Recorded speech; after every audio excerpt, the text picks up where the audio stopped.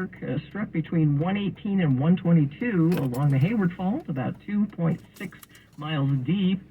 Earlier on Monday, a 2.9 quake registered about 12:20 a.m. east of the San Jose Calaveras Fault Zone. That's about the same area as the recent 5.1 shaker on October 25th. The legal fights over the admissions programs at the University of North Carolina and Harvard, meant to grow educational diversity, could result in the policies being ruled as unlawful by the Supreme Court's conservative supermajority.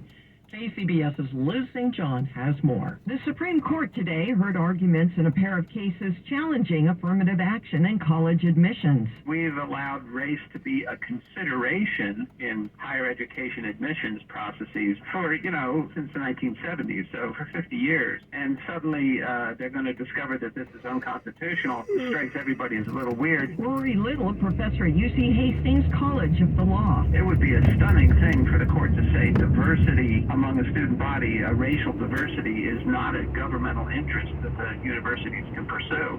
I'm going to be an optimist a little here and say maybe they won't overrule this entirely and just strike down these plans specifically. He says there are implications beyond higher education, adding that most people are in favor of diversity. The military wants a diverse force in our combat forces.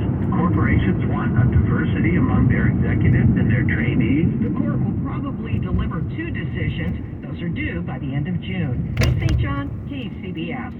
KCBS News Time, 12:25. Let's take a look at your money. This is a Bloomberg Money Minute. If history is any indication, the new month should be a good one for Wall Street. November has been positive for the S&P 69% of the time since 1983, according to Bespoke Investment Group. It's been up 9 times in the last 10 years. The market stumbled across the October finish line with a modestly lower session yesterday.